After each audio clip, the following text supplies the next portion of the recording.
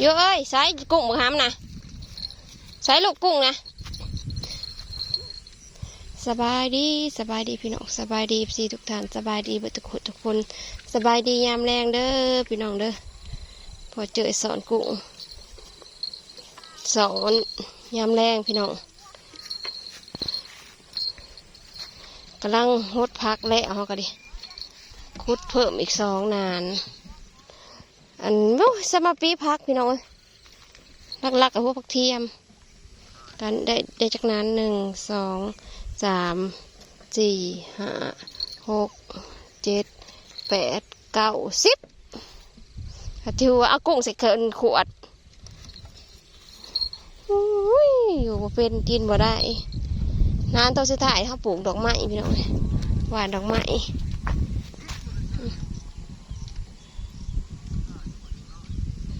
ทางนับคุดคุมหมกผิกคุดคุมหมกผิกเขาก็ได้2 ไห่อันนั้นสีดเบ็ดวันสีดเบ็ด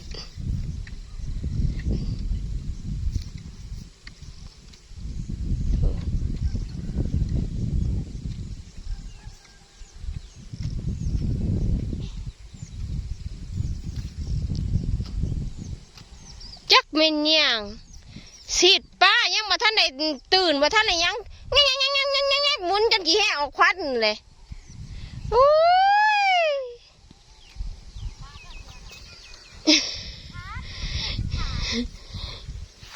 ทีมพี่เบ็ดจับอันนี้นะประเทศพี่ทางนี่เก็บกุ้งเอากุ้งใส่ในนี่นะเก็บ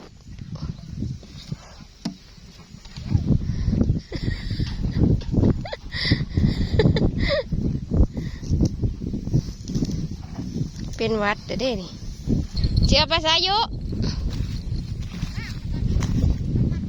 เริ่มขำทงแรงแล้วทางนี้คุดคุ้มหมกอีกมาเด้อยุ้ยอันนี้จีมัน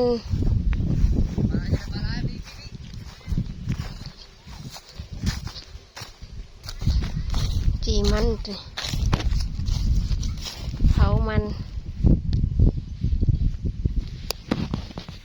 นแก้วพี่น้องเนี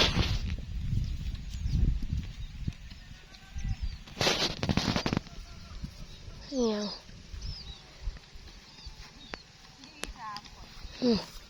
ธนาคุดคุมหมกผิก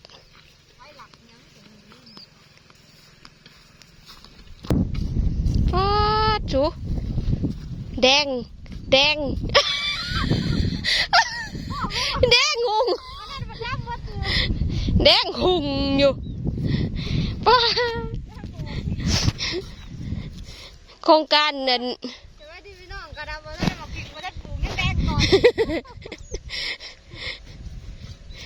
โครงการ1,000 ล้าน10,000 ล้าน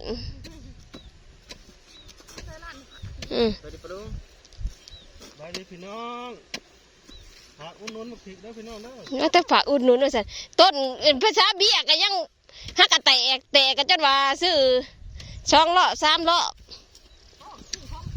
นั่นแหละยังว่ากะได้กับนั่น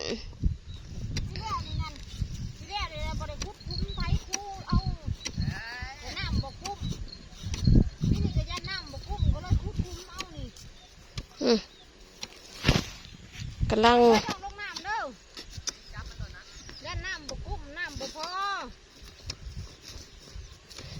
อันเขาสู่ฤดูกาลปลูกพังพี่น้องเอ้ยหางจักสิปลูกจักไห่ดอกหางจูดเมนจักไห่เลยทราบว่าได้เนี่ยกัน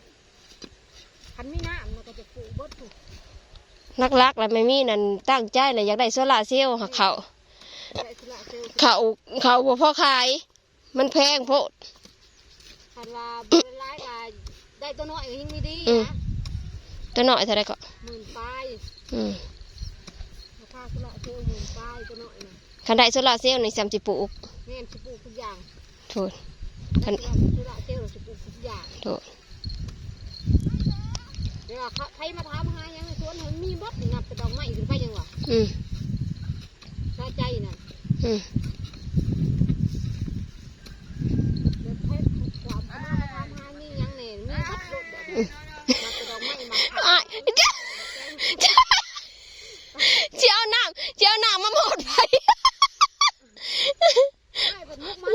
ผักมุ้ง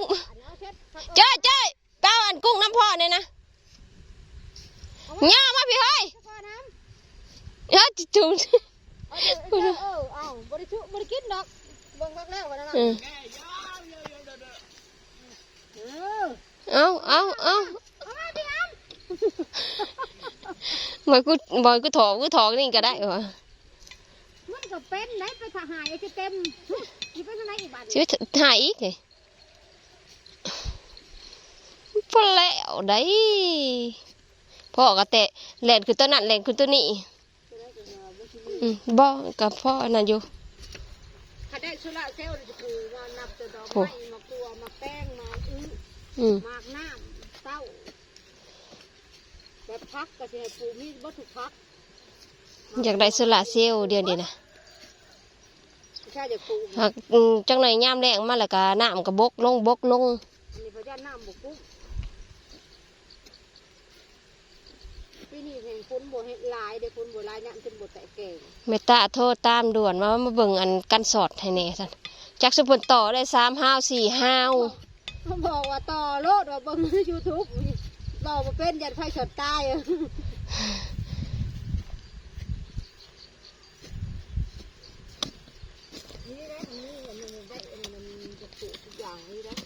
โครงการไม่มีน่ะอยากปลูกทุกอย่างขนาดหลาย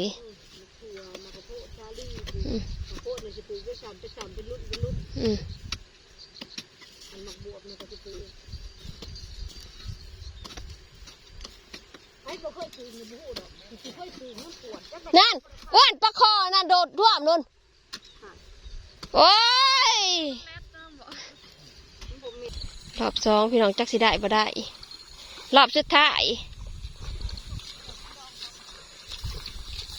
อันดี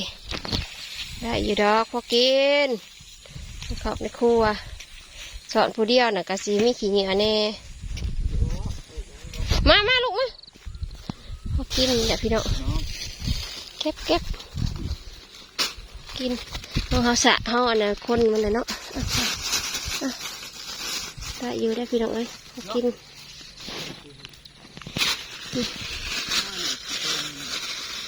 มาหอยมึงใหม่เลยครับโอ้ยดุกูอาบน้ำพายแล้วเนาะมือนี้เนาะ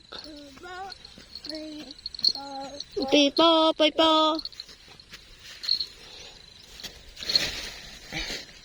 ปลาเราไปใส่ เสียไปปล่อยแต่ปลาเสียไปปล่อยกูโอ้ยลูกกูอุ้ยจะเป็นขลุกขล้นเด้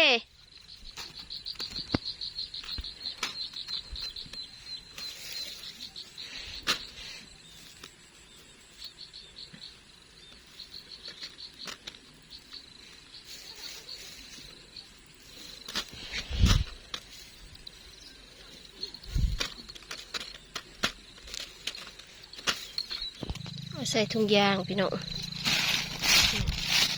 นี่จะกุ้งนี่กุ้งสวย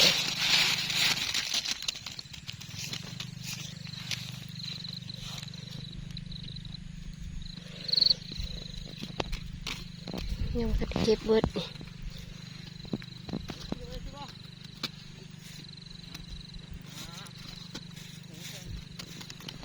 เก็บยังมาแล้ว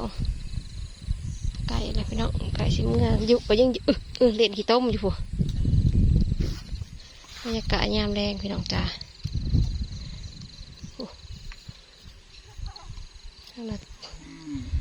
ขุดยังมาแล้วให้